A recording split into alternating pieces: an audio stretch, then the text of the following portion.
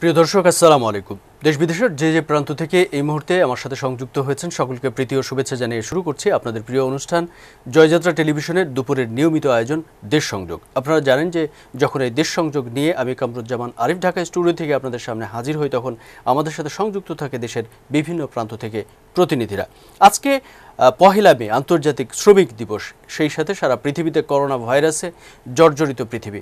যখন শ্রমিকরা তাদের অধিকার প্রতিষ্ঠার জন্য এই দিনে লড়াই করেছিল, সে আজকের দিনে 2020 সালের পহেলা মেতে এসে দেখা যাচ্ছে সারা পৃথিবীতে শ্রমিকরা কিন্তু শ্রমহীন অবস্থায় আছে, তারা কর্মহীন অবস্থায় আছে। ঠিক সেই মুহূর্তে বাংলাদেশে করোনা পরিস্থিতিতে শ্রমিকরা কেমন আছে সেই বিষয়গুলো নিয়েও আমরা কথা বলবো। সেই সাথে সারা বাংলাদেশে করোনা পরিস্থিতির আজকে পর্যন্ত সর্বশেষ কী তথ্য আছে সেই বিষয়গুলো সারা দেশে জানার চেষ্টা করব আমাদের প্রতিনিধির সাথে।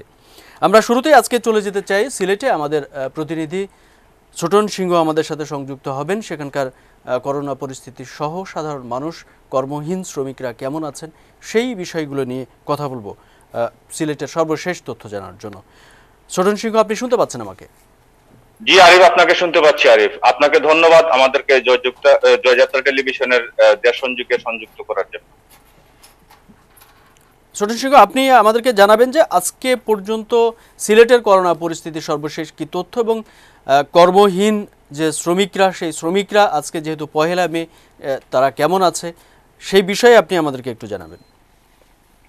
আচ্ছা, আমি প্রথমে জানিয়ে দিতে চাই করোনা পরিস্থিতি সর্বশেষ গত 24 ঘন্টায় নমুনা সংগ্রহ করা হয়েছে 211 জনের। তাদের মধ্যে মোট পরীক্ষা করা হয়েছে 90 জনের। এদের মধ্যে করোনা যেটা পজিটিভ এসেছে 2 জনের। এই 2 জন হচ্ছেন হবিগঞ্জ জেলারই। এদের মধ্যে করোনা দেখা দিয়েছে। তাদের মধ্যে এতে সিলেট বিভাগের মোট করোনা আক্রান্তের সংখ্যা দাঁড়ালো 110 জনে। এবং সিলেটে আপনি জানেন যে প্রথমে আমি আগে বলেছিলাম দেশ সংযোগে যে সিলেটে 18 জন সিলেট জেলা এবং হবিগঞ্জ জেলার 54 জন এবং একজন মৃত্যুবরণ করেছেন। সিলেট জেলায় একজন মৃত্যুবরণ করেছেন আগে, যিনি চিকিৎসক ছিলেন। এবং মৌলভীবাজারে রয়েছেন 11 জন এবং একজন মৃত্যুবরণ করেছেন। এবং সুনামগঞ্জে 27 জন এবং একজন ভালো হয়ে বাড়ি ফিরে গেছেন। তো সিলেট বিভাগের মোট মৃত্যু সংখ্যা 3 জন। এবং যেটাকে বলে করোনা আক্রান্ত যে আমাদের শামসুদ্দিন হাসপাতাল, সেই হাসপাতালে এখন পর্যন্ত আমাদের আইসোলেশনে ভর্তি আছেন প্রায় 16 জনের মতো। এই ছিল করোনা পরিস্থিতি। আর যেটি বলছিলেন আপনি যে আমাদের যে আজকে মহান মে দিবস, তো মে দিবস শ্রমিকরা আজকে কাজ করছেন না। আজকে তারা এই করোনা পরিস্থিতিতে যেহেতু কাজ করে খেটে খাওয়া মানুষ, কাজ করতে হয়, কাজ করে খেতে হয়, দিন আনে দিন খায়, তারা মোটামুটি রাস্তাঘাটে কাজ করছেন। এবং আপনি জানেন যে সিলেট সিটি কর্পোরেশনের এলাকায় যে কাজ চলছে, তারা মোটামুটি কাজ করে যাচ্ছেন। তো এই ছিল আজকের আপনার মে দিবসের তো আমরা মে দিবসকে শ্রদ্ধা এবং জানাই, শুভেচ্ছা জানাই। তো আমরা আজকে যার সাথে কথা বলবো, আমাদের অতিথি রয়েছেন, যিনি একটা বেসরকারি মেডিকেল কলেজ হাসপাতালের উপপরিচালক, যে রাগিব রাবিয়া মেডিকেল কলেজ হাসপাতালের ডাক্তার আরমান আহমদ শিবলু। তো আমরা চলে যাচ্ছি ডাক্তার আরমান আহমদ শিবলুর কাছে। আসসালামু আলাইকুম। জি, আসসালামু আলাইকুম। ওয়ালাইকুম আসসালাম। জি জনাব আরমান আহমেদ শিবলি, আপনাকে অনেক ধন্যবাদ। আপনি আমাদের সাথে সংযুক্ত হয়েছেন। সারা বিশ্ব যখন করোনা পরিস্থিতিতে জর্জরিত, বাংলাদেশও তার বাইরে নয়, বাংলাদেশেও করোনা পরিস্থিতি নিয়ে আমাদেরকে একটি ক্রান্তিকাল অতিক্রম করতে, ঠিক সেই সময় আমি আপনাদের সাথে সংযুক্ত হয়েছি। আপনি আমাদেরকে জানাবেন যে সিলেটের যে বর্তমান সময়ে যে করোনা পরিস্থিতি, সেই করোনা পরিস্থিতিটাকে, সিলেটের পরিস্থিতিটাকে আপনি কিভাবে বিবেচনা করছেন এবং কোন দিকে যাচ্ছে সিলেটের করোনা পরিস্থিতি, আমাদেরকে একটু জানাবেন।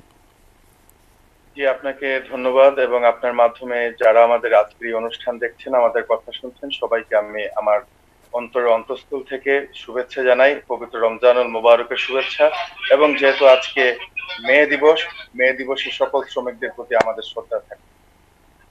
পুণ্যভূমি সিলেটে ইতিমধ্যেই সরকার থেকে নির্ধারিত আমাদের শহীদ শামসুদ্দিন হাসপাতাল, যেটা সদর হাসপাতাল নামে পরিচিত, সেই হাসপাতালে ইতিমধ্যেই করোনা আইসোলেশন ইউনিট তৈরি করা হয়েছে এবং সিলেটের এমএজি উসমানী মেডিকেল কলেজ হাসপাতালে করোনার পরীক্ষা নির্ণয়ের জন্য করোনা নির্ণয়ের যে পরীক্ষা, সেই পরীক্ষার জন্য সেই ল্যাব স্থাপন করা হয়েছে এবং সেটা কার্যকর রয়েছে এবং সেই ল্যাবের মাধ্যমে কিন্তু প্রতিদিন পরীক্ষা হচ্ছে।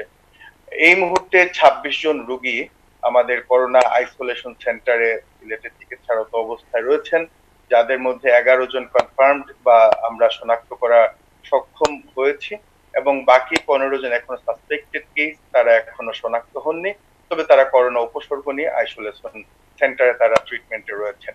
তো আমরা আশা করব ২-১ দিনের মধ্যে ইনশাল্লাহ ২-১ জন রোগী ভালো হয়ে তারা সেন্টার থেকে তাদের নিজ নিজ বাড়িতে চলে যাবেন। আর সার্বিক পরিস্থিতি আপনি যেটা বলতে চাচ্ছেন, বাংলাদেশের অন্যান্য জেলা বিশেষ করে গাজীপুর, নারায়ণগঞ্জ, ঢাকার সাথে তুলনা করলে আলহামদুলিল্লাহ সিলেটের অবস্থা অবশ্যই অনেক ভালো এবং সিলেট বিভাগের বিভিন্ন জেলাতে বিশেষ করে সুনামগঞ্জ বা সিলেট জেলার আরো ২-১টি থানাতে কিছুটা কমিউনিটি ট্রান্সমিশন হয়েছে বলে মনে হচ্ছে। তো তারপরেও আমাদের বিশ্বাস যে সিলেটের পরিস্থিতি ইনশাল্লাহ অতটা খারাপ হবে না। আর সিলেটে আমরা যারা আছি সরকারের পাশাপাশি আমরা আপনার মাধ্যমে বলতে চাই যে মাননীয় প্রধানমন্ত্রী দেশরত্ন জননেত্রী শেখ হাসিনা তিনি কিন্তু নিবিড় ভাবে সারা দেশের পুরো পরিস্থিতি পর্যবেক্ষণ করছেন, সিলেটের পরিস্থিতি তিনি পর্যবেক্ষণ করছেন। তো আমরা সকলেই আসলে সরকারের সহযোগী হিসাবে মানুষের জন্য কাজ করার চেষ্টা করছি। আমরা আমাদের প্রত্যেকের অবস্থান থেকে সাধারণ মানুষের জন্য, খেটে খাওয়া মানুষের জন্য এবং কোভিড-19 পজিটিভ রোগীদের জন্য কাজ করার চেষ্টা করছি। ডাক্তার আরমান আহমেদ, আপনি যে বিষয়টি বলছিলেন কমিউনিটি ট্রান্সমিশনের যে বিষয়টি বলছিলেন, আমরা দেখেছি যে কমিউনিটি ট্রান্সমিশনের কারণেই কিন্তু এই যে গাজীপুর বা সেখানে নারায়ণগঞ্জ এবং ঢাকা থেকে যারা বাইরে বের হচ্ছে, বিশেষ করে সিলেটেও যাচ্ছে, আমরা এর আগেও শুনেছি আমাদের প্রতিনিধির কাছ থেকে যে গাজীপুর থেকে বা নারায়ণগঞ্জ থেকে অনেক মানুষই কিন্তু সিলেট বা অন্যান্য শহরগুলোতেই গেছে পর্যন্ত, এবং সেখানে কমিউনিটি ট্রান্সমিশনের কারণেই কিন্তু আজকে এই যে আক্রান্তের সংখ্যাটা দিন দিন আমরা বৃদ্ধি হতে দেখছি, সেটা কিন্তু কমিউনিটি ট্রান্সমিশনের ফল। তো এই কমিউনিটি ট্রান্সমিশনটাকে বন্ধ করার জন্য এবং কমিউনিটি ট্রান্সমিশন যাতে আর না বাড়তে পারে সেটার জন্য সিলেটে বিশেষ কোনো পদক্ষেপ এখন এই মুহূর্তে নেওয়া হচ্ছে কিনা? কারণ আমরা দেখতে পাচ্ছি যে দিন দিন কিন্তু আক্রান্তের সংখ্যা বাড়ছে। জি, আপনাকে আবারও ধন্যবাদ। ইতিমধ্যে সরকারের পক্ষ থেকে এবং স্থানীয় প্রশাসনের পক্ষ থেকে এ ধরনের এই কমিউনিটি ট্রান্সমিশন যাতে আর ছড়িয়ে না পড়ে, এই কমিউনিটি ট্রান্সমিশন যেন আর না হয়, সেজন্য কিন্তু ইতিমধ্যেই বেশ কিছু পদক্ষেপ নেওয়া হয়েছে। যেমন আমাদের পুরো জেলা কিন্তু কার্যত লকডাউন রয়েছে এবং বাংলাদেশের অন্যান্য জেলা থেকে আমাদের যে সড়ক পথে যোগাযোগ, রেল পথে যোগাযোগ বা আমাদের জলপথে যোগাযোগ, ইভেন আকাশ পথে যোগাযোগ, প্রত্যেকটি পথেই কিন্তু বন্ধ রয়েছে। মানুষ কিন্তু বাইরের জেলা থেকে আসতে পারছেন না, ভিতরে ঢোকার এখানে কোনো সুযোগ নেই। যেটা হচ্ছে, যারা ইতিমধ্যেই আমাদের সিলেট বিভাগে চলে এসেছিলেন, বিশেষ করে আপনি যেটা বললেন যে সিলেট জেলার ২-১টি থানায় যারা কনফার্মড কেস তারা কিন্তু ট্রান্সমিটেড হয়েছেন নারায়ণগঞ্জ ফেরত ২-১ জনের মাধ্যমে। শুধু সিলেট না, সুনামগঞ্জেও আমরা দেখতে পাচ্ছি যে নারায়ণগঞ্জ ফেরত ২-১ জন রোগীর মাধ্যমে কিন্তু এটা আরো ২-১ জনের মাঝে ছড়িয়ে পড়েছে। তো এই যে বিষয়টা, এগুলো বন্ধ করার জন্য আসলে আমাদের নিজেদেরকে সচেতন হতে হবে। সরকার তার পক্ষ থেকে কাজ করছেন, সামাজিকভাবে বিভিন্ন সামাজিক সংগঠন, সাংস্কৃতিক সংগঠনগুলো তাদের মতো করে কাজ করছেন, আমরাও আমাদের কথাগুলো বলছি। বিশেষ করে নাগরিক হিসেবে দেশের প্রতি মমত্ববোধ, শ্রদ্ধাবোধের জন্য, আমার নিজের জন্য, আমার পুরো পরিবারের জন্য আমাদের সুস্থ থাকা অতীব জরুরি। সেই দৃষ্টিভঙ্গিকে সামনে রেখে আমাদের নিজেদেরকে সচেতন হতে হবে এই দেশকে বাঁচানোর জন্য, জাতিকে বাঁচানোর জন্য। আপনি আমাদেরকে সর্বশেষ একটু তথ্য। আরিফ, আপনাকে আরেকটা জিনিস জানিয়ে রাখি যে উনি ব্যক্তিগত উদ্যোগে নিজে গিয়ে বাসা বাড়ি থেকে চিকিৎসা দিচ্ছেন এবং তিনি ঝুঁকির মধ্যেও ঝুঁকি নিয়ে কাজ করে যাচ্ছেন।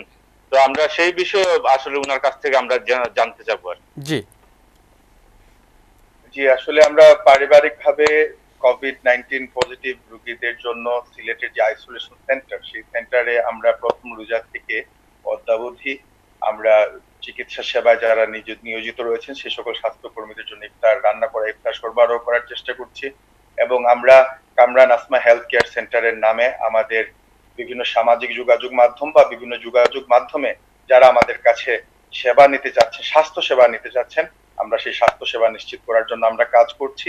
এবং যেহেতু লকডাউনে রয়েছে, সরকার মানুষের ঘরে ঘরে উপহার বা খাদ্য সামগ্রী পৌঁছে দেওয়ার জন্য কাজ করছেন, আমরাও সরকারের সহযোগী হিসাবে, এই প্রজন্মের একজন রাজনৈতিক কর্মী হিসাবে আমরা কিন্তু সাধারণ মানুষের এই দুঃখ দুর্দশা লাঘবের জন্য আমরা আমাদের পারিবারিকভাবে মানুষের ঘরে ঘরে খাবার পৌঁছে দেওয়ার জন্য চেষ্টা করছি। অনেক ধন্যবাদ ডক্টর আরমান আহমেদ শিবলি আপনাকে, এবং আপনাদের যে কর্ম এখন সূচি সেইগুলো নিশ্চয়ই প্রশংসার দাবি রাখে, এবং আমাদেরকে এখন নিশ্চয়ই মানুষের পাশে দাঁড়াতে হবে যে কোনো পরিস্থিতিতেই। যখন কর্মহীন হয়ে পড়া মানুষ বা যারা কাজ করছে মানুষের জন্য, তাদের সাথে থাকতে হবে আমাদেরকে সর্বশেষ পর্যন্ত। আপনাকে অনেক ধন্যবাদ আমাদের সাথে সংযুক্ত হয়ে সময় দেওয়ার জন্য। দর্শক, এই মুহূর্তে আমরা চলে যেতে চাই রংপুরে। আমাদের প্রতিনিধি আব্দুর রহমান রাসেল আমাদের সাথে সংযুক্ত হবেন সেখানকার। দুঃখিত দর্শক, আমরা এই মুহূর্তে যেতে চাই সিরাজগঞ্জে। আমাদের প্রতিনিধি সোহেল রানা মিলন আমাদের সাথে সংযুক্ত হবেন। সিরাজগঞ্জের সর্বশেষ পরিস্থিতি জানবো তার কাছ থেকে। সোহেল রানা মিলন, আপনি শুনতে পাচ্ছেন আমাকে? সোহেল রানা মিলন, আপনি বলবেন যে আজকে পর্যন্ত, আজকে যেহেতু মহান মে দিবস, মে দিবসে শ্রমিকরা কেমন আছে, এই করোনা পরিস্থিতিতে এই রোজার ভিতরে শ্রমিকরা কেমন আছে, কর্মহীন মানুষগুলো কেমন আছে, আপনি আমাদেরকে জানাবেন। ধন্যবাদ আরিফ। আপনি জানেন সারা বিশ্ব যখন অদৃশ্য করোনা ভাইরাসের সবলে আক্রমিত হয়েছে, ঠিক সেই মুহূর্তেও আমাদের মাঝে চলে এসেছে রমজান। পাশাপাশি আজকে আন্তর্জাতিক মহান মে দিবস। এই মে দিবসে খেটে খাওয়া শ্রমহীন শ্রমিকেরা যারা কিভাবে আছে এ বিষয়ে আজকে আমার সঙ্গে অতিথি আছেন 10 নং সহদেবাদ ইউনিয়নের সুযোগ্য চেয়ারম্যান ছোট ভাই আলহাজ মোহাম্মদ নবিদুল ইসলাম। তার কাছ থেকে আমরা বিস্তারিত শুনবো। কিন্তু তার আগে আপনাকে আরেকটু জানিয়ে রাখি, আমাদের এই সিরাজগঞ্জ জেলায় এ পর্যন্ত 120 জনের করোনা সংক্রামক টেস্ট চলে এসেছে। তার মধ্যে দুজনই আছে আপনার পজিটিভ, আর বাদ বাকি 118 জনই নেগেটিভ আছে। তদুপরি আর বাদ বাকি যারা আছেন প্রত্যেককেই হোম কোয়ারেন্টাইনে আছেন। আমাকে জানিয়েছেন জেলা প্রশাসন কর্তৃক গঠিত কমিটি, যে কমিটির প্রধান জেলা প্রশাসক মহোদয় এবং সদস্য সচিব সিভিল সার্জন মহোদয়, তারা দুজনেই আমাকে জানিয়েছেন যে আল্লাহর মর্জি আমাদের জেলায় কোনো মৃত্যু হয়নি আর কি। যা হোক, আজকের এই মহান মে দিবসে খেটে খাওয়া শ্রমজীবী কর্মহীন মানুষ, তারপরে আপনার সেখানে আছে হলো করোনা ভাইরাসের সবলে যারা কর্মহীন হয়ে পড়েছে, দিনমজুর, তাদের দুঃখ দুর্দশা লাঘবে আজকে উত্তরবঙ্গের প্রবেশদ্বার হিসেবে খ্যাত 10 নং সহদেবাদ ইউনিয়নের চেয়ারম্যান জনাব আলহাজ মোহাম্মদ নবিদুল ইসলাম, তিনি কি পরিমাণ সহায়তা করছেন এবং তার কি কি করণীয় আছে, এবং সামনে পবিত্র ঈদ উল ফিতর আছে, উনি কি কি করতে পারেন ব্যক্তিগতভাবে এবং সরকারিভাবে, উনি বিস্তারিত অবগত করবেন। ধন্যবাদ, আমি সরাসরি চলে যাচ্ছি ওনার কাছে। জি, আসসালামু আলাইকুম। ওয়ালাইকুম আসসালাম, ধন্যবাদ আপনাদেরকে। আসলে করোনার কারণে যে উনি কি প্রশ্ন করেন? জি, জনাব নবিদুল ইসলাম, আপনি যেমনটি বলা শুরু করেছিলেন যে আমরা আসলে জানতে চাই যে আজকে যখন আমাদের সামনে মে দিবস এসে উপস্থিত হয়েছে, রমজান আমাদের মাঝে আছে, সেই সাথে সারা বাংলাদেশে করোনার ভাইরাসের কারণে যখন স্থবির অবস্থায় আছে, আজকে আমরা জানতে চাইব যে কর্মহীন হয়ে পড়া মানুষ, যেহেতু আজকে শ্রমিকদের অধিকার প্রতিষ্ঠার একটি দিন, তো এই দিনে আমরা একটু দেখতে চাই যে কর্মহীন যারা শ্রমিক আছেন তারা কি অবস্থায় আছে। আপনি একজন জনপ্রতিনিধি হিসেবে এই কর্মহীন মানুষগুলোর জন্য এ পর্যন্ত কি করতে পেরেছেন, বাকি আপনার কি পরিকল্পনা আছে? ধন্যবাদ আপনাকে। আসলে শ্রমিক দিবস উপলক্ষে আমার সিরাজগঞ্জের শ্রমিকরা বাইরে বের হয় নাই। আপনি জানেন যে অনেকদিন ধরে লকডাউন, তারা আসলেই খুব কষ্টের মধ্যে আছে।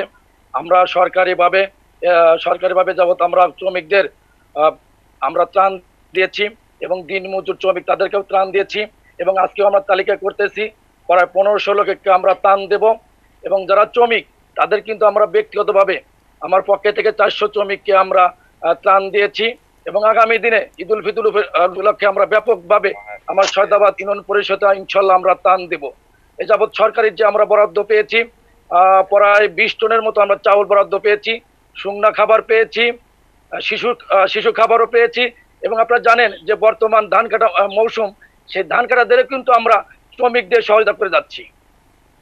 জি, সেক্ষেত্রে এই লকডাউন যদি আরো সামনের দিকে আমাদেরকে আরো বাড়াতে হয়, সেই ক্ষেত্রে আপনারা যারা জনপ্রতিনিধি আছেন এই কর্মহীন মানুষগুলোর জন্য আপনারা কি পরিকল্পনা করছেন, তাদের খাবারের সংস্থান কিভাবে হবে, সেই বিষয়ে আপনারা জনপ্রতিনিধিরা কি ভাবছেন?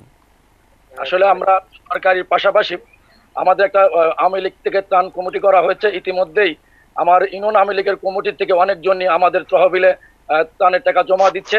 ব্যক্তিগতভাবে আমরা তাদেরকে সাথে নিয়ে আমরা ত্রাণ দিচ্ছি এবং আমার বিশ্বাস যে আমার সিরাজগঞ্জ সয়দাবাদে কোনো ব্যক্তি না খায় থাকবে না।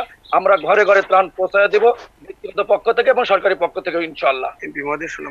তো সেই ক্ষেত্রে আপনারা যারা জনপ্রতিনিধি কাজ করছেন মানুষের জন্য, যারা এলাকাতে যারা বিত্তবান মানুষ আছে, সেই মানুষগুলোর সহযোগিতা আপনি কেমন পাচ্ছেন? আমাদের সামনে রোজা আছে, রোজার সময় মানুষের এমনিতেই একটু মানুষের প্রতি একটু সহানুভূতি থাকে। সেই বিষয়গুলো মিলেই আপনি বলবেন যে সাধারণ যারা মানুষ, বিশেষ করে যারা বিত্তবান মানুষ আছে, তারা আপনাদেরকে কতটুকু সহযোগিতা এগিয়ে আসছে?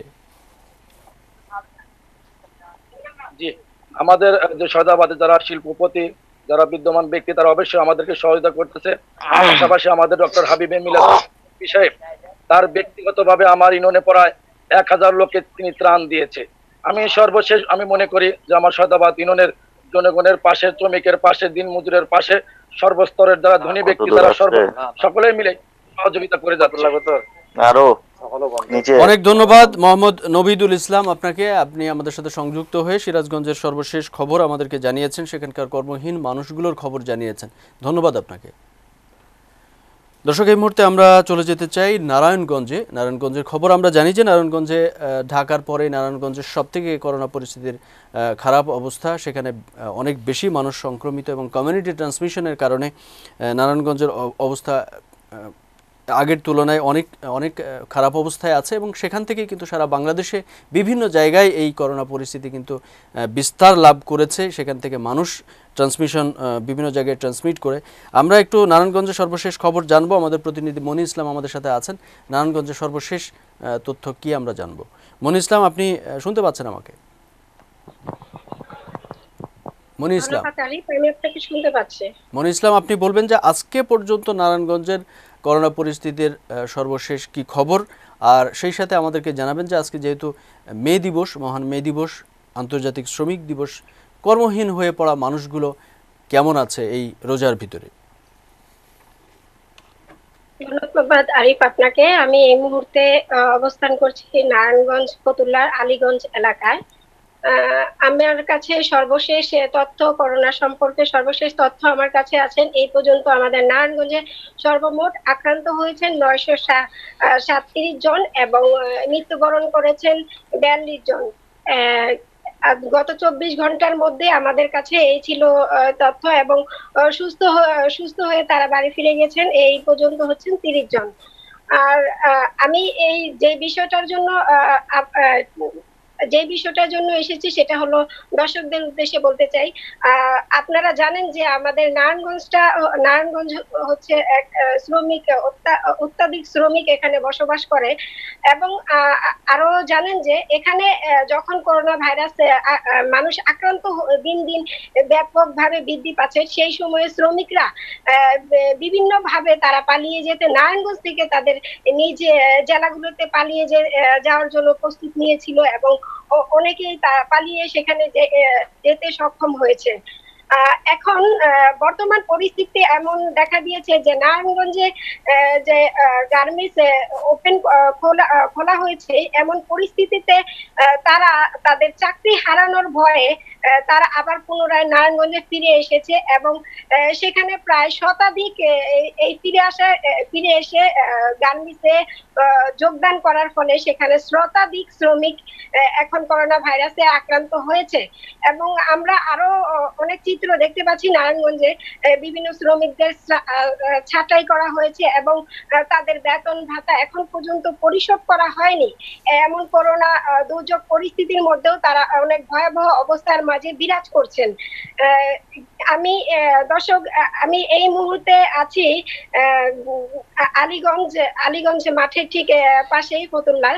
তো আমার সাথে অতিথি আছেন ইউনাইটেড ফেডারেশন অফ গার্মেন্টস ওয়ার্কের সভাপতি কাউসার আহমেদ পলাশ, যাকে নারায়ণগঞ্জের মানুষ যাকে শ্রমিক নেতা হিসেবে চেনে এবং শ্রমিকদের বন্ধু হিসেবে চেনে। যে কোনো বিপদে তার পাশে এসে দাঁড়ায়, তার কাছে সাহায্যের হাত বাড়িয়ে দেওয়ার জন্য তার কাছেই আসে এবং উনি সবসময় সাহায্যের হাত বাড়িয়ে থাকেন, শ্রমিকদের সহযোগিতা করেন, বিভিন্ন ভাবে পদক্ষেপ নিয়ে থাকেন, তাদের জীবনের ঝুঁকি নিয়ে অনেক সময় তাদের পাশে এসে দাঁড়ায়।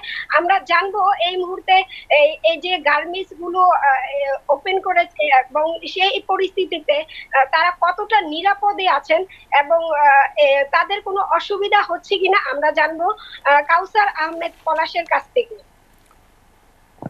আসসালামু আলাইকুম। আসসালামু আলাইকুম। ওয়ালাইকুম আসসালাম। জি জনাব কাউসার আহমেদ পলাশ, আপনাকে অসংখ্য ধন্যবাদ। আজকের এই আন্তর্জাতিক শ্রমিক দিবসে আপনি আমাদের সাথে সংযুক্ত হয়েছেন, আপনি একজন শ্রমিক নেতা।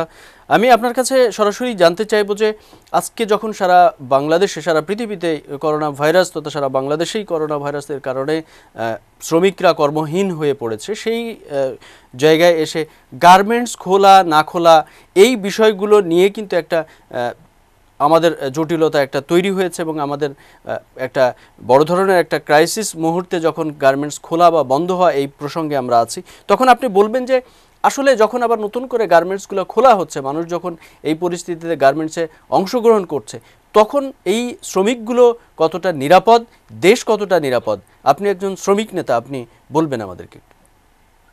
ধন্যবাদ আপনাকে। আমাদের সারা বিশ্ব আজকে করোনার মধ্যে বিধ্বস্ত। পাশাপাশি মে দিবস উপলক্ষে আমি সারা দেশে এবং বিদেশের যত শ্রমিক শ্রেণী আছে সবাইকে আমার পক্ষ থেকে শুভেচ্ছা এবং দুনিয়ার মজদুর এক হোক।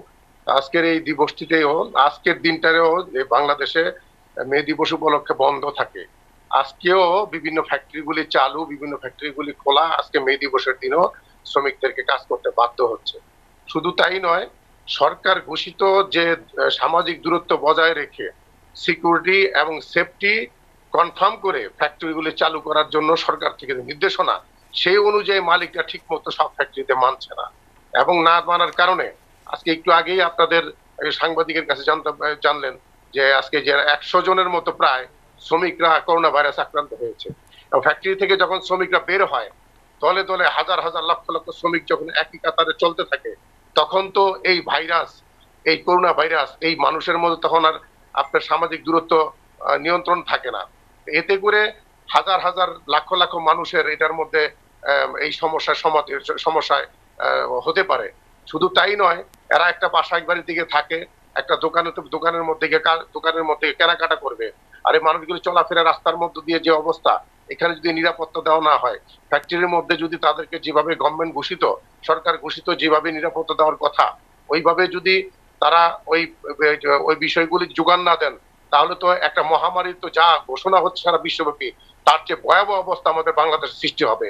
শুধু তাই নয়, এর মধ্যে অনেক গার্মেন্টস শ্রমিকের বেতন দিচ্ছে না কোনো মালিক, কোনো ফ্যাক্টরিতে লে অফ ঘোষণা করেছে, কোনো শ্রমিকদেরকে ছাঁটাই করেছে, যারই কারণে আজকে এই পরিপ্রেক্ষিতে রাস্তাঘাটে শ্রমিকরা বের হয়ে আসছে দাবির মুখে, অন্যদিকে ফ্যাক্টরির মধ্যে শ্রমিকদেরকে ঢুকিয়ে কাজ করানো হচ্ছে। সবকিছু মিলিয়ে একটা বিরাট ধরনের একটা বিপর্যয়ের সম্ভাবনা দেখতে পাচ্ছি। তো এইখানে আপনি একজন শ্রমিক নেতা হিসেবে আপনি কি পরামর্শ দেবেন? এখন এই মুহূর্তে আসলে কোন সিদ্ধান্তটা নেওয়া উচিত বলে আপনি মনে করছেন?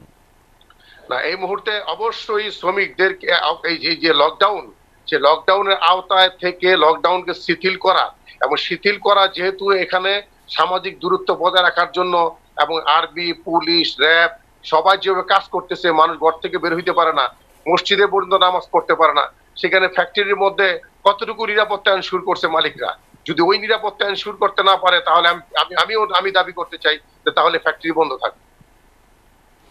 অনেক ধন্যবাদ কাউসার আহমেদ পলাশ আপনাকে। আমরাও সেই আপনার যে দাবি, সেই দাবির সাথে একত্রতা ঘোষণা করতে চাই। যদি নিরাপত্তা যদি দিতে পারে তাহলে গার্মেন্টস মালিকরা তাহলে খোলা রাখতে পারে, যদি নিরাপত্তা না দিতে পারে তাহলে সর্বোপরি গার্মেন্টসের যারা কর্মী তারা তো অনিরাপদ হবেনই এবং তারা সংক্রমিত হবে, সেই সাথে সারা দেশই এই সংক্রমণের কারণে বড় ধরনের একটি বিপর্যয় তৈরি হতে পারে। সেখান থেকে আমাদেরকে এখনই সঠিক সিদ্ধান্ত নেওয়া দরকার বলে আমরা মনে করছি। আপনাকে ধন্যবাদ আমাদের সাথে সংযুক্ত হওয়ার জন্য। দর্শক, এই মুহূর্তে আমরা চলে যেতে চাই ঢাকা থেকে আমাদের সাথে সংযুক্ত হবেন, রাজধানী থেকেই আমাদের সাথে সংযুক্ত হবেন আলামিন শেখ। আমরা কথা বলবো আলামিন শেখের সাথে। আলামিন, আপনি শুনতে পাচ্ছেন আমাকে?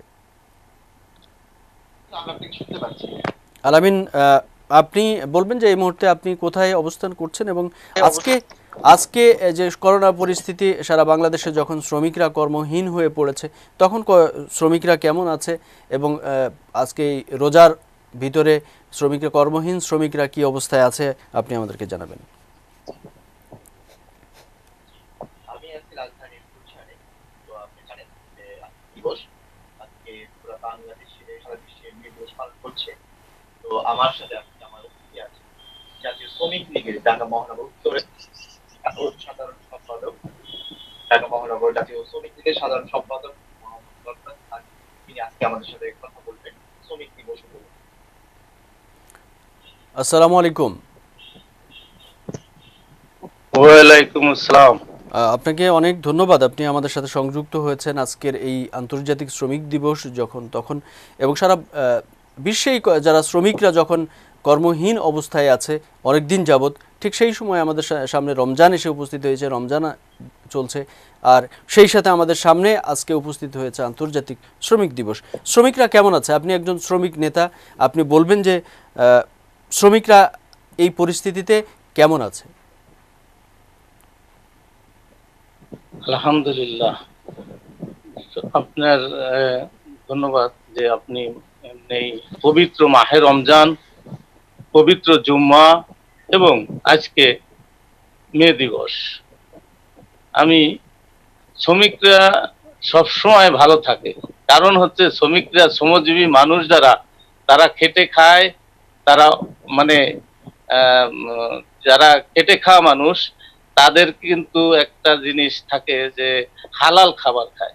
এই হালাল খাবারের ভিতরে একটা সৌন্দর্য আছে, আল্লাহর রহমত আছে, যার জন্য শ্রমিকরা সবসময় ভালো থাকে। আমি মনে করি আমি একজন ক্ষুদ্র শ্রমিকদের সাথে থাকি বা শ্রমিকদের নেতৃত্ব দেই। আমি আজ অনেক বছর হচ্ছে মহানগর জাতীয় শ্রমিক লীগের সাধারণ সম্পাদক হয়েছি। আমার জানা মতে আমাদের যারা এই ঢাকা মহানগর উত্তরে যত শ্রমজীবী মানুষ আছে ইনশাআল্লাহ আমরা খুব ভালো আছি। তবে আমরা আশঙ্কা ভিতরে আছি যে আমাদের যখন এই যে গার্মেন্টস খুলে দিয়েছে, আবার আপনার বিভিন্ন ছোট ছোট ফ্যাক্টরি গুলো খোলার জন্য অনেক চেষ্টা তদবির চলছে। এখন এখানে সরকারের যে পদক্ষেপ নিয়েছিল একটা সুন্দর পদক্ষেপ। দেখেন, আমরা তো বিশ্ব জুড়ে এই করোনা ভাইরাসের যে মহামারী, এটা বিশ্ব জুড়ে, এটা আমাদের রাষ্ট্র না। আমাদের রাষ্ট্র তো নূতন রাষ্ট্র, 50 বছরের রাষ্ট্র। আমরা তো নূতন রাষ্ট্রের ভিতরে বসবাস করি, নূতন সবকিছু। কিন্তু যারা বিশ্বকে নিয়ন্ত্রণ করে, আমেরিকা বলেন, সেই চায়না বলেন, যারা পরাশক্তি, তারাও কিন্তু এই করোনার কাছে আপনার দুর্বল হয়ে গিয়েছে। তবে আমরা বাঙালি হিসেবে আমি দাবি করব যে আমরা এখন পর্যন্ত আল্লাহ আমাদেরকে অনেক ভালো রাখছে। আমাদের মাননীয় প্রধানমন্ত্রী সৎ এবং নিষ্ঠার সাথে রাজনীতি করেন। তিনি যে নির্দেশনা দিয়েছিলেন, ওনার নির্দেশনার ভিতরে একদম সুস্পষ্টভাবে দিয়েছেন যে আপনারা সামাজিক দূরত্ব বজায় রাখেন, আপনারা ঘরে থাকেন, সুস্থ থাকেন। আগে আমাদের সুস্থ থাকতে হবে।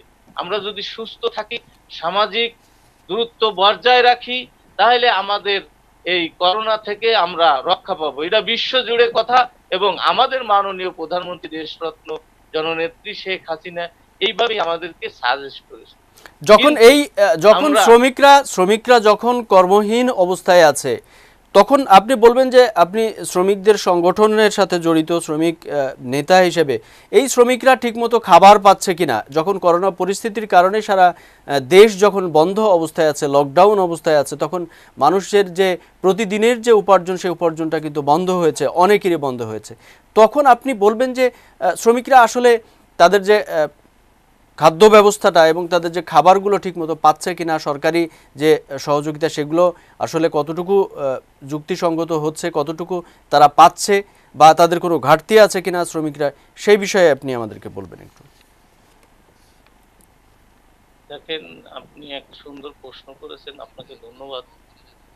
শ্রমিকরা পাচ্ছে সেটা তাদের এই লকডাউনের পর থেকে যারা কর্মহীন অবস্থায় আছে, মোটামুটি আমি দেখছি যে আমাদের সরকারের তরফ থেকে এবং বিত্তমান যারা আছেন, বিত্তশালী, তারাও বিভিন্নভাবে মানুষের সহযোগিতার হাত বাড়িয়ে দিয়েছেন, এবং সরকারও বিভিন্নভাবে বিভিন্ন কাউন্সিলররা যেভাবে দিচ্ছেন, মোটামুটি বলা যাবে যে আপনি না খেয়ে তো কেউ মারা যাচ্ছে না, যাই নেই আর যাবেও না ইনশাআল্লাহ।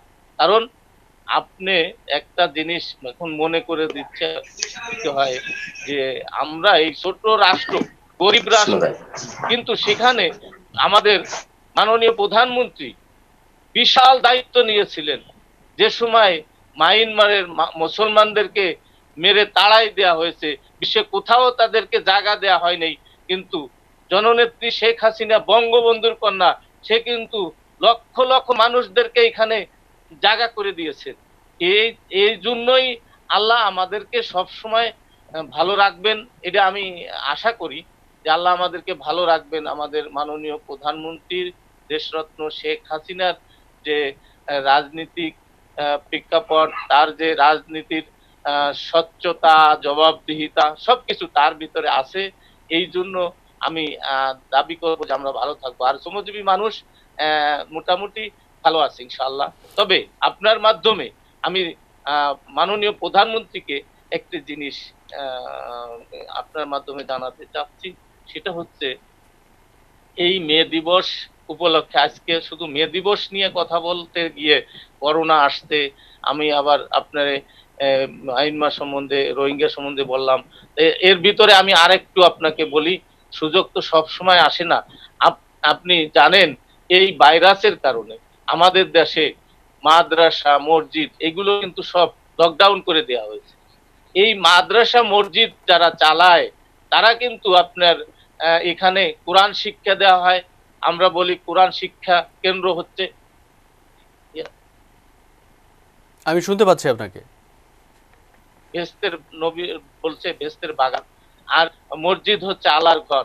সেই সমস্ত যেখানে লকডাউন হয়ে গেছে, আমার মনে হয় না যে গার্মেন্টস গুলো খোলার দরকার ছিল, ছোট ছোট ফ্যাক্টরি গুলো খোলার দরকার ছিল, এগুলো না করে আমাদের প্রধানমন্ত্রী যেভাবে সাহায্যের হাত বাড়িয়ে দিয়েছে, সবার এদিকে থাকা উচিত ছিল, এবং বাড়াবাড়ি না করে আমরা যতদিন আমাদের লকডাউন থাকবে ততদিন আমরা ঘরে বসে আল্লাহর দিদার করি, আল্লাহর কাছে ক্ষমা চাই।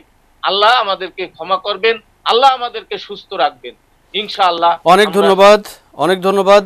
আমরা আপনার যে দাবি, সেই দাবির সাথেও আমরা একাত্মতা ঘোষণা করছি, এবং যে আপনি বলছেন যে বিষয়গুলো, যে গার্মেন্টসগুলো, ছোটো ছোটো ফ্যাক্টরিগুলো খুলে দেওয়া হচ্ছে, সেগুলো খুলে দেওয়ার আগে নিশ্চয়ই করোনা পরিস্থিতির বর্তমান অবস্থা সম্পর্কে মালিকরা ভাববেন, এবং সরকারি যে নির্দেশনা আছে সেই নির্দেশনার ভিতরে থেকেই নিশ্চয়ই এই গার্মেন্টসগুলো খোলার চেষ্টা করবেন। অনেক ধন্যবাদ আপনাকে আমাদের সাথে সংযুক্ত হওয়ার জন্য।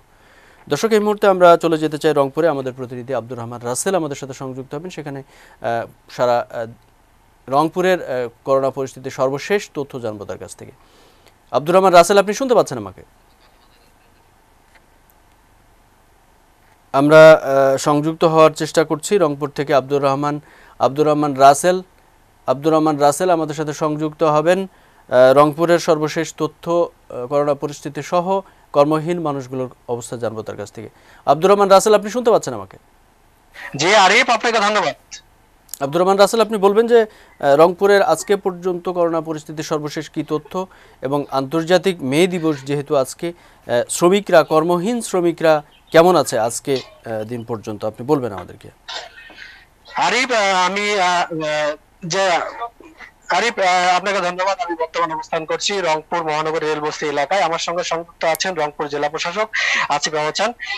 আমি শুরুতেই আপনাকে বলে রাখি যে রংপুর সিভিল সার্জন আমাদেরকে জানিয়েছে হোম কোয়ারেন্টাইনে আছেন 489 জন, আইসোলেশনে আছেন 10 জন, করোনা শনাক্ত 39 জন, 24 ঘন্টায় হোম কোয়ারেন্টাইনে আছেন 51 জন। এই তথ্য আমাদেরকে রংপুর সিভিল সার্জন আমাদেরকে জানিয়েছেন। আমরা আজকে কথা বলবো রংপুর জেলা প্রশাসক আসিফ আহসানের সঙ্গে, যে এই করোনা ভাইরাসে কর্মী মানুষের মধ্যে কিভাবে সার্বিক সহযোগিতা করে যাচ্ছেন, তার সামাজিক সামাজিক দূরত্বটা বজায় রেখে কিভাবে মানুষ চলাফেরা করছে সেই বিষয়গুলো নিয়ে আমরা কথা বলবো। ধন্যবাদ। আমাদের রংপুর জেলায় আমরা সিটি কর্পোরেশন সহ 8টি উপজেলা এবং 3টি পৌরসভায় এ পর্যন্ত আমরা প্রায় 2.5 লক্ষ পরিবারকে আমরা 10 কেজি করে আমরা চাল বিতরণ করেছি। এছাড়া রমজান মাস শুরু হওয়ার সাথে সাথে আমাদের জেলা মেট্রোপলিটন চেম্বারের সহযোগিতা এবং আমরা জেলা প্রশাসনের পক্ষ থেকে আমরা প্রতিদিন 500 ব্যক্তিকে আমরা ইফতার সরবরাহ করছি এবং আমরা সপ্তাহে 2 দিন সেটা সংখ্যাটা 1000 করে আমরা করছি। এইভাবে করে চেষ্টা করছি যে সকলের সহযোগিতা নিয়ে আমরা আমাদের এখানে যারা দরিদ্র ব্যক্তি আছে বা কর্মহীন হয়ে পড়েছে তাদেরকে ত্রাণ সহ এই রোজার মাসে যেন তারা ইফতারের সহযোগিতা পায় সেটাও আমরা বাস্তবায়ন করতে যাচ্ছি।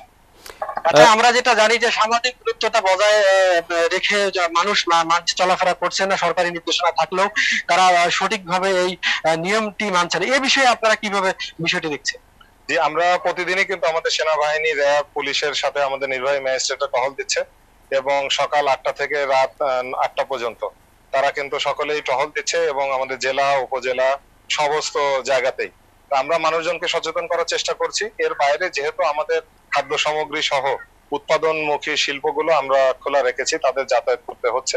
কিছু কিছু সরকারি দপ্তরও খোলা আছে, কিছু কিছু ব্যাংক সহ অন্যান্য সেবা সংস্থাগুলো খোলা আছে। এই জন্য মানুষের যাতায়াতটা যে পুরোপুরি বন্ধ হয়ে গেছে তা বলবো না, তবে অপ্রয়োজনীয় কাজে বা মানে যার প্রয়োজন নাই তারা যেন বের না হতে পারে, যে দোকানগুলো বন্ধ থাকার কথা তারা যেন বন্ধ থাকে, সেই বিষয়টা আমরা নিশ্চিত করছি। আচ্ছা, আমরা যেটা স্থানীয়ভাবে জেনেছি মধ্যবিত্ত পরিবার যারা তারা দেখা যাচ্ছে যে কোনো আর্থিক মানে ত্রাণ মানে সহায়তা পাচ্ছে না, তাদেরকে আপনারা কিভাবে এই বিষয়গুলো দিচ্ছেন? জি, আমাদের মধ্যবিত্ত পরিবার যারা অনেকেই এই 1 মাসের উপরে কাজে না থাকার কারণে তারা ক্ষতিগ্রস্ত, তাদের জন্য আমাদের জেলা প্রশাসনের হটলাইন আছে, সেখানে আমাদের 3টি নাম্বার আছে। এছাড়া 24 ঘন্টায় সেই নাম্বারে ফোন দেওয়া যায়। এছাড়া 333 এবং 999 এই দুটো নাম্বারের মাধ্যমেও তারা কিন্তু এই আবেদন করলে সেগুলো আমাদের কাছে টেক্সট মেসেজ হিসাবে চলে আসে। পরবর্তী সেটা আমরা আমাদের স্থানীয় জনপ্রতিনিধিদের মাধ্যমে যাচাই করে আমাদের রেড ক্রিসেন্ট, ফায়ার সার্ভিসের ভলেন্টিয়াররা আছে, রোভারের ভলেন্টিয়াররা আছে, তাদের মাধ্যমে সেখানে আমরা পৌঁছে দিচ্ছি। জি আরিফ, অনেক ধন্যবাদ আব্দুর রহমান রাসেল আপনাকে আমাদের সাথে সংযুক্ত হওয়ার জন্য। জি আরিফ, আপনাকে ধন্যবাদ। দর্শক, এই মুহূর্তে আমরা সংযুক্ত হতে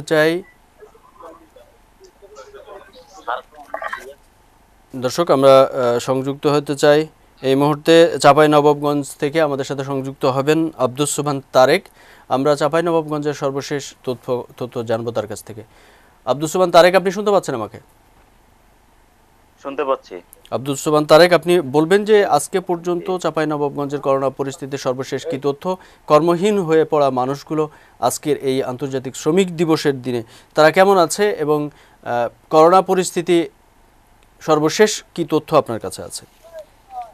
জি আরিফ, ধন্যবাদ আপনাকে। করোনা পরিস্থিতি সারা বিশ্বব্যাপী যেমনটি ছড়িয়েছে তেমনটি আমাদের বাংলাদেশের অন্তর্ভুক্ত চাঁপাইনবাবগঞ্জ জেলাও কিন্তু 2টি করোনা রোগী এর আগে পাওয়া গেছে আরিফ, এখন পর্যন্ত পাওয়া যায় নাই। লাস্ট এই হচ্ছে পরিস্থিতি, করোনা পরিস্থিতি। আর আরেকটি বিষয় আপনাকে জানাই, যে বিষয়টি নিয়ে আজকে 1 মে শ্রমিক দিবস। শ্রমিকরা তাদের ন্যায্য অধিকারের সম্প্রতি সময়ে যে আন্দোলন করেছিল তার ধারাবাহিকতায় কিন্তু একটি জাতীয় দিবস হিসেবে এটাকে পালন করা হয়। সেটি করছে বিভিন্ন ইয়াতে, তারা নিজের জায়গা থেকে ওটা পালন করে যাচ্ছে। আর সবচেয়ে বড় বিষয় হচ্ছে একটি গণপ্রজাতন্ত্রী বাংলাদেশ সরকারের পক্ষে একটি বিষয় নিয়ে আমি আজকে সরাসরি জয়যাত্রা টেলিভিশনের নিয়মিত আয়োজন দেশ সংযোগে যুক্ত হয়েছি। সেটি হচ্ছে চাঁপাইনবাবগঞ্জ জেলার গোমস্তাপুর উপজেলার গোমস্তাপুর ইউনিয়নের হোগলা নামক স্থানে বেলদিঘি আছে, প্রায় 243 একর। 243 একর বিল সে দিঘির পাশে কিন্তু আরিফ আপনার হচ্ছে যে আপনার প্রায় 20 একর, প্রায় 60 বিঘা ফসলি জমি, ধানি ফসলি জমি আবাদ করা হচ্ছে। সেই আবাদি জমিকে কেটে এখন প্রশাসনকে ফাঁকি দিয়ে জেলা প্রশাসক মহোদয়কে একটি আবেদন দাখিল করেছে শিবগঞ্জ উপজেলার মোস্তফা নামে এক ব্যক্তি। ওই ব্যক্তির আবেদন এখন পর্যন্ত, যেটি অতিরিক্ত জেলা ম্যাজিস্ট্রেট দেবেন্দ্রনাথ উরাও আমরাকে জানিয়েছে, এখন পর্যন্ত তার আবেদনটি মঞ্জুর হয়নি। আবেদনটি যেহেতু মঞ্জুর হয়নি, মঞ্জুর না হওয়ার সত্ত্বেও কিন্তু তিনি এই জিনিসটি করছেন এবং নিজের ক্ষমতার দাপটেই তিনি করছেন, দিনেও করছেন এবং রাত্রেও করছেন। এই বিষয়ে উপজেলা নির্বাহী গোমস্তাপুর উপজেলা নির্বাহী কর্মকর্তার সাথে আমি গতকালকেও যোগাযোগ করেছি এবং আজকেও যোগাযোগ করে ব্যর্থ হয়েছি। উনি আমাকে সময় দিতে পারেনি এবং আজকেও লাস্ট আমি 3বার যোগাযোগ করার চেষ্টা করলেও সংযোগ পাইনি আরিফ। হচ্ছে বিষয়। তো এই নিয়ে এলাকাবাসীর এই স্থানীয়দের একটা দাবি যে বাঁধ রক্ষা মানে ফসল রক্ষার বাঁধের জন্য আবেদন করলো, কিন্তু সেটি করছে কিন্তু একটু মৎস্য চাষের জন্য। হ্যাঁ, একটা লোভী প্রক্রিয়ায় তিনি তার জায়গাটিকে করছেন। এর মধ্যে একজনকে সংশ্লিষ্ট এলাকাবাসীর সূত্রে জানতে পারছি এবং তাদের সূত্রে জানতে পারছি যারা খনন করছে ফসলি জমি কেটে নিচ্ছে, যে বাংলাদেশ পুলিশের কর্মরত একজন কর্মকর্তা, বাংলাদেশ পুলিশের অতিরিক্ত উপমহাপরিদর্শক ডিআইজি রেঞ্জার আর কি ঢাকায় কর্মরত আছে। উনি নাচল উপজেলায় মানে তার জেলা, হ্যাঁ, নজরুল ইসলাম। উনি নজরুল ডিআইজির নাম দিয়েও কিন্তু ক্ষমতার দাপটে কিন্তু করে যাচ্ছে আর এটা স্থানীয়দের অভিযোগ। তো একটু আমরা জানবো স্থানীয় লোকজনের অভিযোগ কি, যে এটা কাটলে তাদের ক্ষয়ক্ষতি কি হচ্ছে, আর একটু স্থানীয় লোকজনের কাছ থেকে জানতে চাচ্ছি। জি, আসসালামু আলাইকুম। এই যে এখানে আপনাদের এখানে যে হোগলায় যে 20 একর জমি 60 বিঘা যে ধানি জমি কেটে মানে ফসলি জমি কেটে এখানে কি এদের প্ল্যানটা কি, যে মৎস্য চাষ করার জন্য নাকি এর পাশে তো একটা বড় একটা দিঘি আছে, সে দিঘির এই পাশে এটা করার কারণ কি একটু বলবেন? এখানে যে ইজারা নিয়েছেন এখানে মোটামুটি 250 একর ইজারা নিয়েছেন উনি। 70 লক্ষ টাকা দিয়ে ইজারা নেওয়ার পরে এখানে কিন্তু মাছ চাষ করেন। উনি মাছ চাষ করার পরে এই মাছটা যখন বন্যা হয় তখন কিন্তু আপনার অনেক দূর দূরান্ত পর্যন্ত পানি চলে যায় এবং পানির সাথে সাথে মাছও চলে যায় এবং মাছের পাশাপাশি মাছ যখন চলে যায় তারপরে ওই পানিটা যখন আস্তে আস্তে নেমে আসে তখন কিন্তু এইভাবে যদি বাঁধ দেওয়া হয় তাহলে মাছ বাঁধে কিন্তু শত শত মন হাজার হাজার মন হয়তো বা মাছ থেকে যেতে পারে। তো এদের উদ্দেশ্য কি জানি না, তবে ওনারা এভাবে ধানি জমিকে এভাবে যে পুকুর খনন করছে এটা জানি না তাদের উদ্দেশ্য কি। এটা যদি সরকার লোকজন এটা দেখভাল করবেন, কারণ এখানে 70 লক্ষ টাকা সরকারকে ইজারা দেওয়া হয় এবং এভাবে যদি ধানি জমি তারা এভাবে মাছ চাষ করার জন্য ঘেরে নেয়, এর পর্যায়ক্রমে কিন্তু আরো যাদের ব্যক্তিগত জমি আছে তারাও কিন্তু এভাবে ঘেরতে থাকবে, তখন কিন্তু এই বিলের কিন্তু আর পজিশন থাকবে না, তখন কিন্তু সরকার মহোদয় কিন্তু আর এখানে ইজারা দিতে পারবেন না। কারণ এগুলা একটা সমস্যা, কিন্তু এটা একটা বিলের একটা মানে এই পরিবেশটা খুব মানে ঘোলাটা অবস্থা হয়ে যাবে, হয়তো বা দাঙ্গা হাঙ্গামা হইতে পারে। কারণ ওনারা মাছটা কিনে নেবে, তখন কিন্তু বিল দামোসের যে ইজারাদার তিনি যদি চেষ্টা করেন কিন্তু তাও কিছু মানে ওরা কিন্তু বিভিন্ন রকম ভাবে প্রতিহত করবে, এভাবেই কিন্তু মাছটা আবদ্ধ করে রেখে দিবে। তো পুলিশের বিষয়টা হলো যে আসলে পুলিশ এটা বারবার পুলিশ এসে বাধাও দিয়েছে, কিন্তু গোমস্তাপুর উপজেলার ইউনো প্লাস ওই আপনার ওই যে ওসি তারপরে এভাবে পর্যায়ক্রমে কিন্তু বাধা দিচ্ছে। যখন বাধা দিচ্ছে তখন কিন্তু তারা একটু থেমে যাচ্ছে, কিছুক্ষণ পরে আবার দেখেন যে 2 ঘন্টা পরে আবার জিনিসটা জোরপূর্বক ভাবে চালাতে হচ্ছে। তারেক আপনি শুনতে পাচ্ছেন? গোটা এলাকা।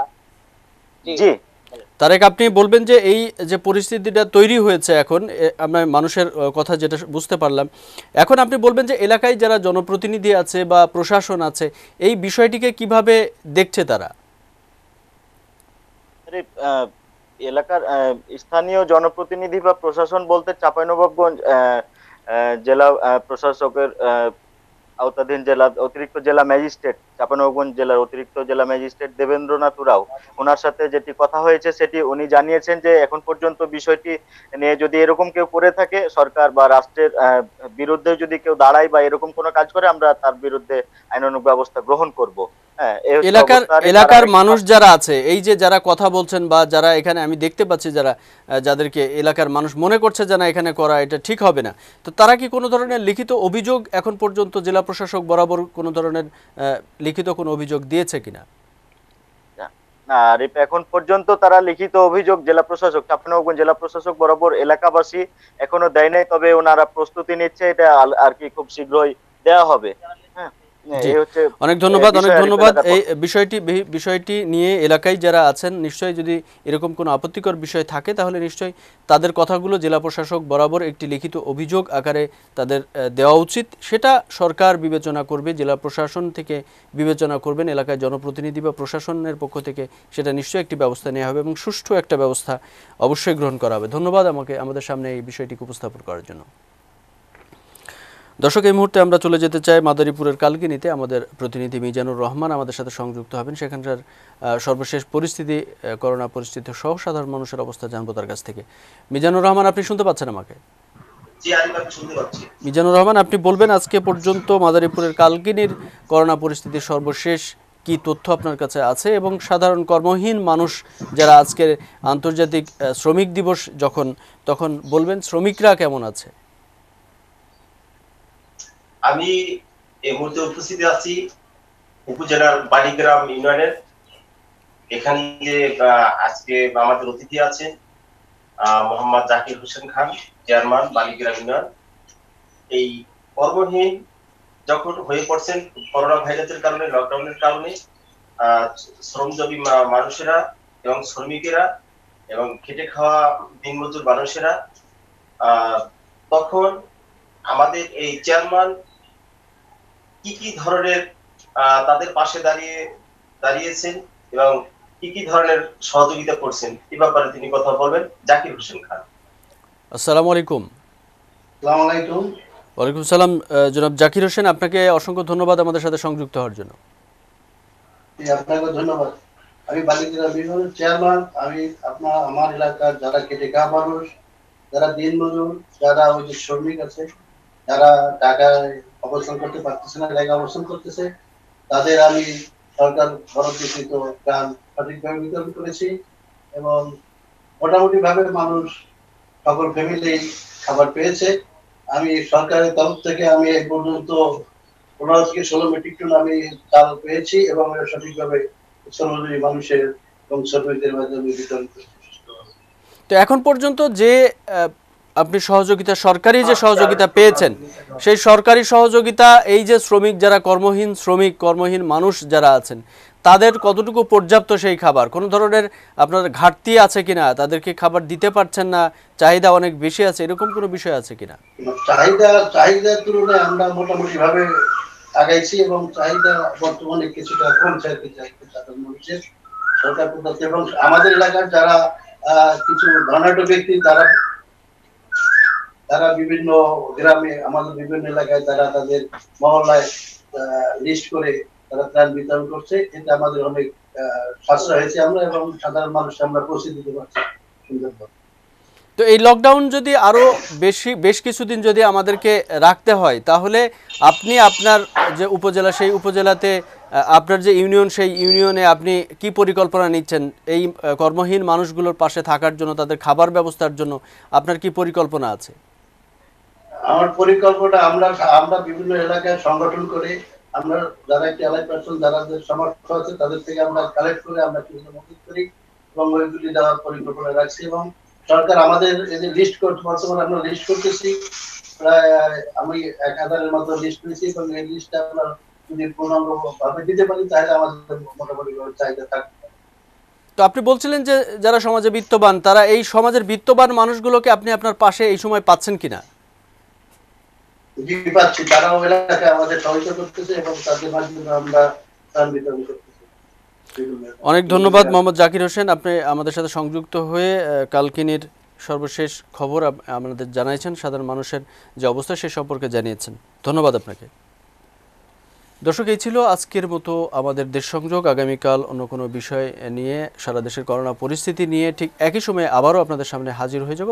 যাওয়ার আগে আবারও বলে যাই, যেহেতু আজকে আন্তর্জাতিক শ্রমিক দিবস, সেই সাথে সারা বাংলাদেশে শ্রমিকরা বেশ কিছুদিন যাবৎ কর্মহীন হয়ে পড়েছে এবং সারা পৃথিবীতে শ্রমিকরা যখন কর্মহীন অবস্থায় আছে, ঠিক সেই সময় আমাদের সামনে আজকে এসে উপস্থিত হয়েছে আন্তর্জাতিক শ্রমিক দিবস। সারা পৃথিবীর শ্রমিকরা ভালো থাকুক, সারা দেশের শ্রমিকদের অধিকার প্রতিষ্ঠা হোক, সেই প্রত্যাশা রেখে আজকে শেষ করছি। আবারও আগামীকাল দেখাবে। সে পর্যন্ত সবাই ভালো থাকবেন, সুস্থ থাকবেন। আল্লাহ হাফেজ।